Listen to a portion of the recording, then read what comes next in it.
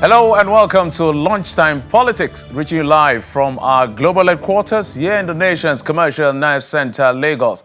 I'm Jeffrey Uzonga. Let's bring you up to speed with the big stories in politics and in the polity.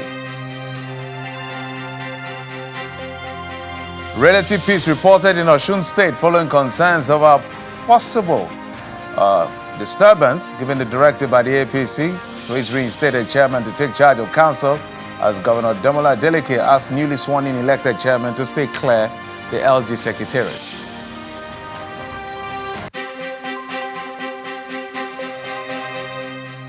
And the Chief of Defense Operations says military is tracking notorious bandit leader Bello Turji, and he will be neutralized very soon.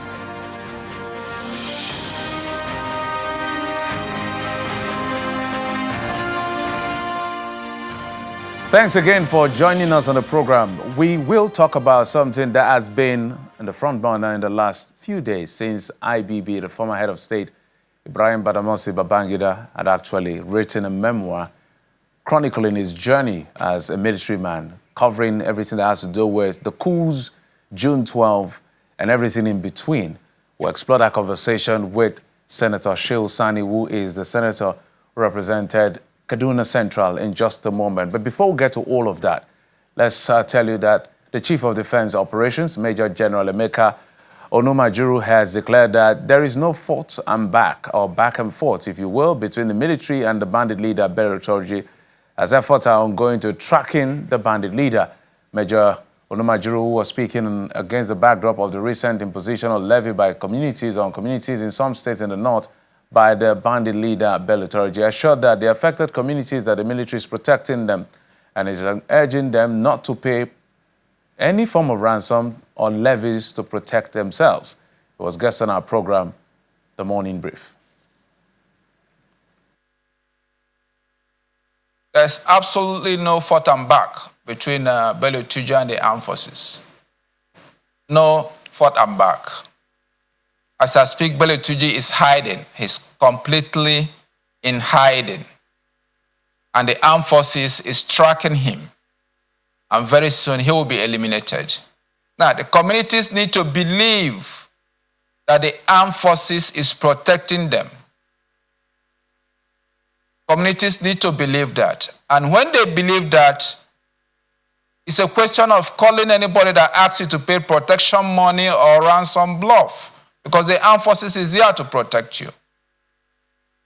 So I want to urge the communities through your medium now, do not accede to requests for protection levy in whatever form, because we'll have troops who guarantee farm security, who open the space for you to go about your normal activities.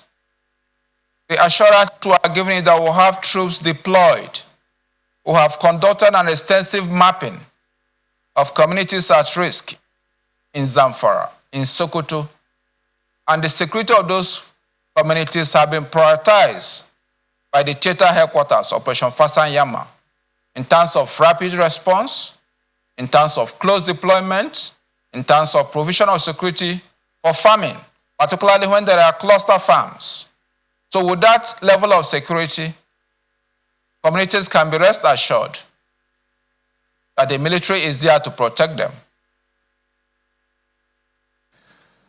And away from issues around bandits and all of that, let's head to Osun State, where we understand there's relative peace in Osogbo, the state capital, as the two local government areas under the city, Boripe and Olorunda, appear calm, with heavy security presence noticed at Olorunda.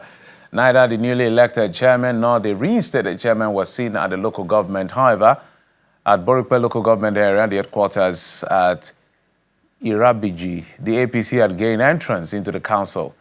Irabiji is the local government of the former governor of the state, Boyega Oyetola, one of APC strongholds in Osun State.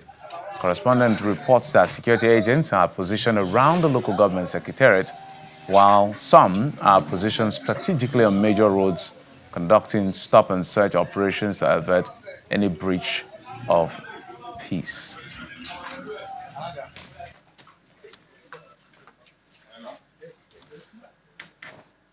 Well, so as a matter of fact, we are still looking at and watching exactly what is playing out in Osun State. We hope the peace is maintained, because the governor said the LG chairmen that are been elected should stay away from the secretariat. Okay, let's also tell you that the Osun State Governor Adeleke has sworn in the newly elected chairman and vice chairman of the 30 councils, warning them to stay away from their offices until the ongoing council crisis is resolved. The event, which took place at the government house in Osogbo, saw the new council boss take their oath of office and allegiance in the presence of the chairman of the PDP Governors Forum, Bala Mohammed of Bauchi State, and Governor Sheyi Makinde of Oyo State. Governor Adeleke asked the newly inaugurated officials to remain committed to grassroots development, emphasizing the importance of people-centered governance. He stated that his administration's dedication to fulfilling the manifesto of the PDP remains. I congratulate all newly elected council chairmen and councillors. You have the mandate to deliver a good governance in your respective local governments. I charge you to develop plans of action within the manifesto of People's Democratic Party, PDP. As our government is transforming the state for the better, I call on you to be agent of change, community developer, and deliverer of dividends of democracy. I urge you and your councillors to please stay away from the council secretariat to avoid any clash with those whom the police had aided to forcefully occupy the local government secretariats. We will rely on the judiciary to ensure a peaceful removal of those illegally occupying the local government secretariats. We know what we went through when the Southwest was wild, wild west. We do not want wild, wild west. They should stay away from this zone. We just want to peacefully deliver dividends to our people. And nobody should resort to self-help. Even if you have court judgments, there's a process. Let the process go through. And away from that, one of the promises made by the Bola Tinubu administration since its inception is the building and upgrading of critical infrastructure. And the Minister of Works, Senator David Umahi, has reaffirmed the president's resolve to completing all road projects initiated by the current administration. Speaking at the stakeholders meeting on the Lagos-Calabar Coastal Highway Phase 1 at the Co Hotel in Lagos, the minister addressed concerns raised by affected communities over ongoing federal road projects across the country. We have discussed issue of water side, but it's a crucial stakeholders meeting on the Lagos-Calabar Coastal Highway and other federal road projects nationwide. The Minister of Works, Dave Umahi, lays the premise, giving updates on different federal road projects across the country. This is beyond road and bridges. It is an investment. Along the corridor, we're going to have a lot of commercial activities. This coastal highway is going to be connecting to the existing, routes. A lot of them we inherited, and I will give you synopsis of what we have done in some of these projects. So this is what we can say about the four legacy projects of Mr. President, and in particular, the coastal highway. The minister emphasized the administration's commitment to infrastructure development and expressed confidence on why the president will get his support in 2027. The president, Bola Tinubu, is going to have 99% of the votes of Southeast because he has been very nice to the people of Southeast. And we will leave Southwest to give us 99.99% 2027. Community leaders at the meeting voiced concerns about the impact of the road construction on their livelihoods and properties. My town is Odiomi. It is in Ondo State. The boundary is in Channel 103. 103. That's the end of the job. That's the end of section 2. Surveyors, I said they are now re-engaging alignment, that they want to realign the work they have done. You have cleared. Is it correct, Jabu? You have cleared. Okay. We are not realigning, Your Majesty. Not realigning. Thank you. We are very grateful. We are witnessing a transformation, in terms of infrastructural operating.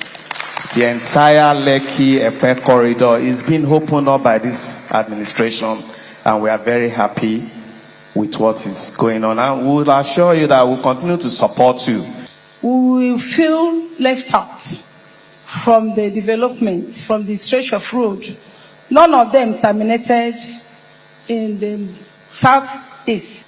That one is coming to Ebonyi State, yes, terminating there. Yes. Because we found that stretching from Port Harcourt, this one, that one, why did they pass Enugu and none of them, won't have access to enjoy the beautiful. Hold on, man. Southeast is benefiting, okay, even though they inherited, but the president directed that he's a unifying president. What Southeast never got, they're getting it. Yes. The Lagos-Calabar Coastal Road is a 700-kilometer project designed to connect Victoria Island in Lagos to Calabar in Cross River State, enhancing transportation and economic activities. Agenda. Affected communities continue to seek clarity on compensation and resettlement plans. Dari Ido, Channels Television News. Away from infrastructure, let's talk about fighting illicit drugs. And in Anambra State, Governor Chukwuma Soludo is asking the National Agency for Food, Drug Administration and Control, NAFDAC, to investigate the production, importation and distribution of illegal drugs nationwide. He made the call during a visit to the closed bridge head drug market in Onitsha, but shut down 2 weeks ago for selling fake and substandard drugs. The governor urges traders to be patient, promising the market will reopen in 10 days.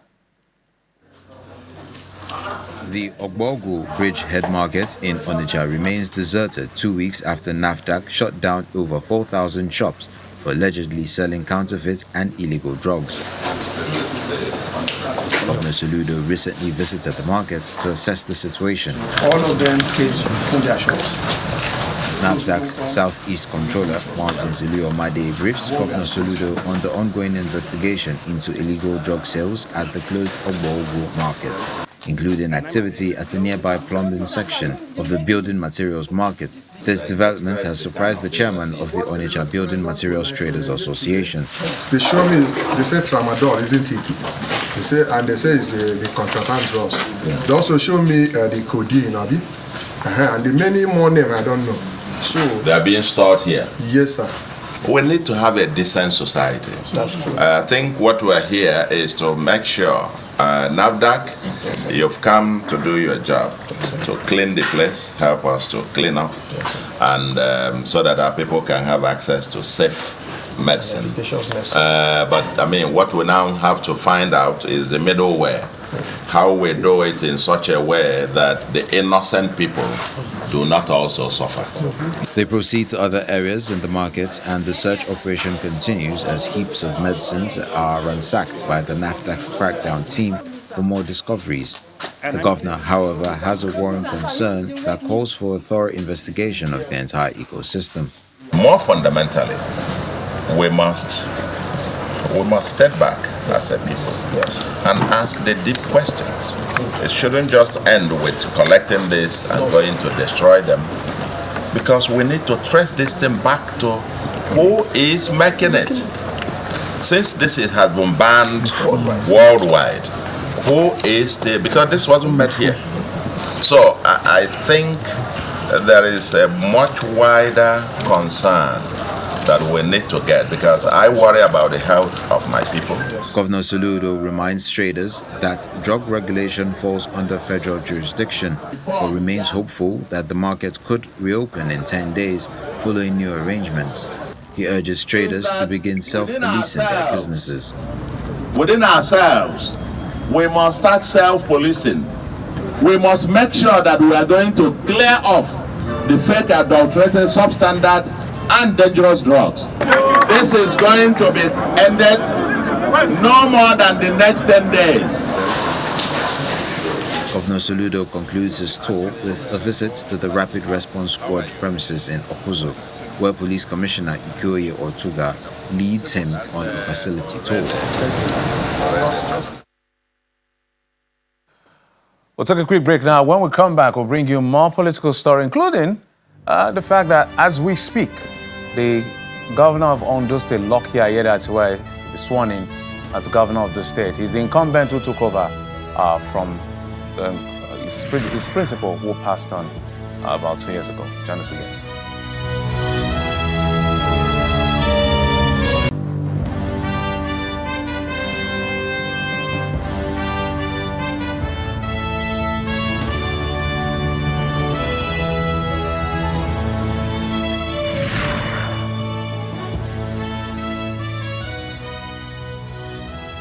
All right, so live pictures coming in from Akure, the Ondo State capital. Lucky Ayedatiwa in blue suits, surrounded by members of the DSS and his ADC right there heading perhaps to the podium where he will be sworn in as governor of Ondo State. Remember, he had been sworn in before when Rotimi Akeredolu, his principal, had died after that illness, and he did contest to continue as the governor of the state and won that election, which is, I think, still a subject of adjudication. But here you see him mounting that podium, surrounded by officials and friends, family members, party members, and the members of the judiciary who will, of course, swear, the chief judge of the state will be swearing him in. He will be about the fifth to be sworn in as governor of Ondo State since the Fourth Republic, when we go from the era of Chief Adebayo Adefarati to Olusegun Agagu to Olusegun Mimiko, Rotimi Akeredolu, and now Lucky Ayedatiwa. Maybe we'll take a feel of what's going on the stage.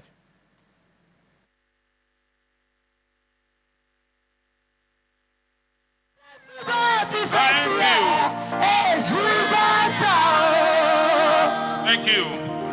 Your Excellencies, to kickstart this program, we now invite the man of God who will lead us in the opening prayer.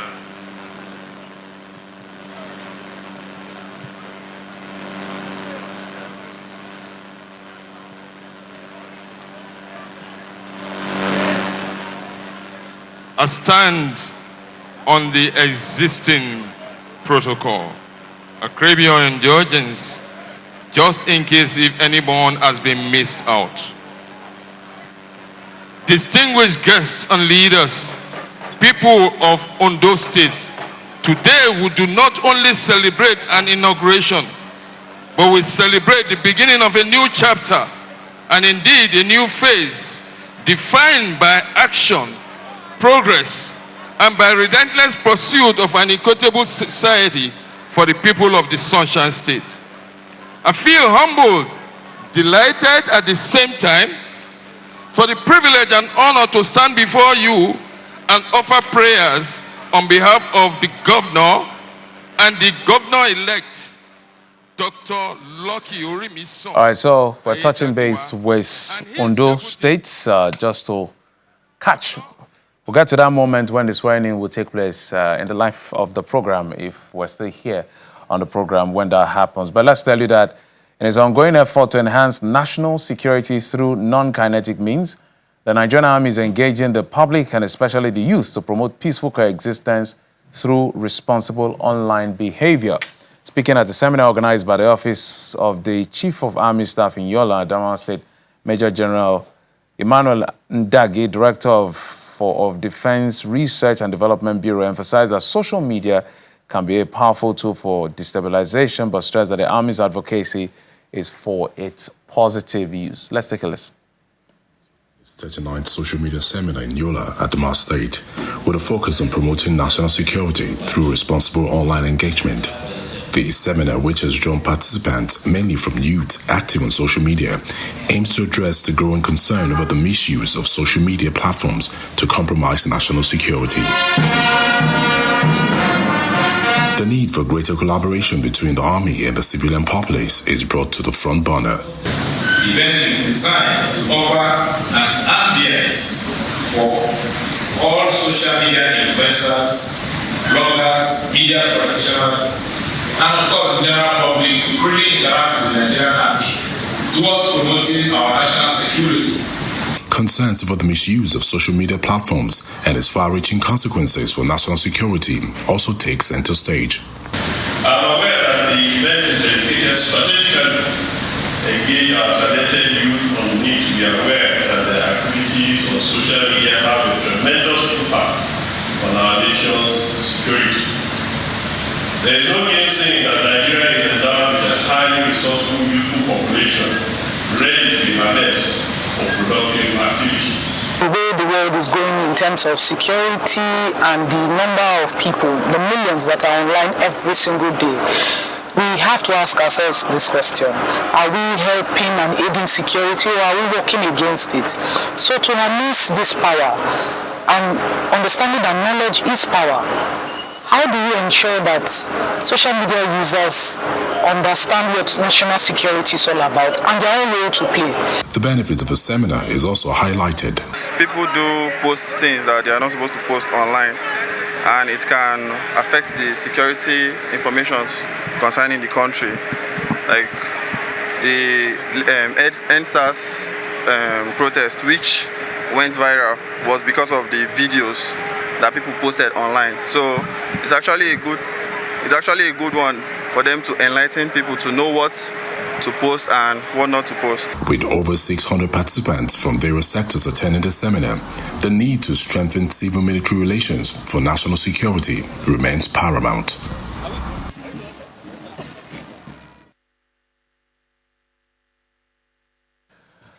Okay, just before we wrap up, I did tell you we're supposed to have that conversation with Sheikh Sani. We hope you can catch up with the show. But let's also tell you our eyes are on two places. One in Osun State where people are right there at the local government headquarters. We understand both the reinstated and the elected local government chairman. None have actually reported to the secretariat of the local government to avoid a fracas. But there's also something going on in Ondo where Lucky Aiyedati, where the incumbent governor who won the election the last time they did the election, is to be sworn in today as the executive governor of the state.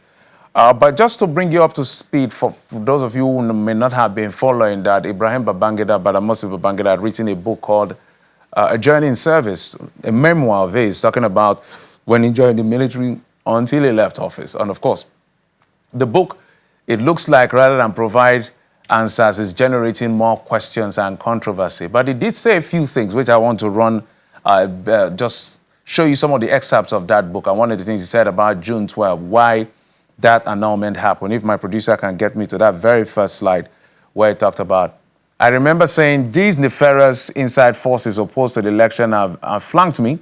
I will later find out that the forces led by General Abacha annulled the election.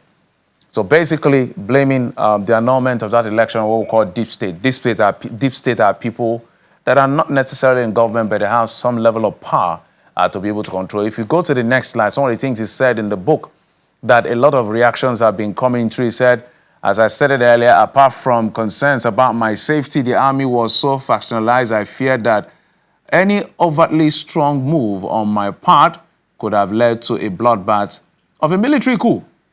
And they had sleepless nights, fearful that situation could even degenerate into needless war.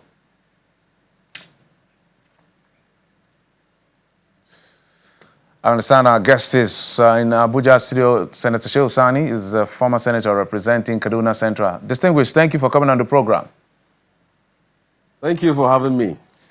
I don't know how much time we have. We've been waiting for you literally on the program, but let's see what we can do in about 3 minutes, if you will. Maybe, as I said, I wrote to the people some of the things or the excerpt of that book. In your view, did this book answer questions, or did it give answers, or it generated more questions from your perspective, especially with the June 12 element? Thank you very much. Well, first of all, there is no former leader that will put his pen on paper to write everything he knows or everything he did while in office. But he will attempt to write what he wants his audience or his country or his people to know. Everything he wants them to know, but it's not possible to write everything. Now, specifically on this book, former military president has made his revelations. And in that revelations, controversies emerged out of it. And for a person who presided over the affairs of this country for 8 years, the organizers of that program, and they could have known that there will certainly be reaction. I was there, and former President Olusegun Obasanjo told him that expect criticisms, expect attacks, and expect questions. And there will be more questions that will be raised than the answers which that book provided. And it so happened. For a person who ruled Nigeria for 8 years as a military ruler, he has done some good things and he has also done bad things. The good thing is that he had a vision and he has achieved in infrastructural terms, and he kept the country together, and he organized the freest and fairest elections. But it was also a government that's what characterized by gross human rights violations, attack on free speech, arrest of journalists, unionists, dissent, and the annulment of June 12 election. And there are a lot of other things like the coup of Oka, that of Vaza, and so many other things, the killing of Adeleke. So if that book was to have been an opportunity for the former president to meet with the victims of that regime, then the organizers could have reached out to the family of Vaza, reached out to the family of Adeleke, reached out to the family of Abiola, reached out to human rights activists who are still surviving, reached out to unionists and people who were prosecuted and tyrannized under that administration. And it will have been an ample opportunity. They will fill half of the hall, and then everyone will make his narrative and he seek their forgiveness, and hands will be shaken and they will shake hands, and then they will move to the next phase of history. But it appears that the book was, the library is more about the library, is more about the book, is more about the billions that were collected than an attempt to solve the problem. Over the years, I'm one of the victims of that administration, but over the years, we have also been able to realize the positive things he has done. But it has not been able to heal the wounds as it's supposed to, and that was a missed opportunity. Because those people who are speaking now, attacking him, criticizing the book, raising questions, lampooning everything that was done, were people who could have been part of that opportunity which the organizers missed. So it was simply an assembly of billionaires, of political leaders, of people who are complicit to the dissent of the past, the annulment of June 12, and so many atrocities that were committed during that administration, and people also who don't even were nowhere to be found during that administration. So it has not solved the problem that it ought to have solved. All right, distinguished. Definitely, you owe me one on coming back on the show, because I had piles of questions I wanted to have your take on, but given the time we have, we're totally out of time.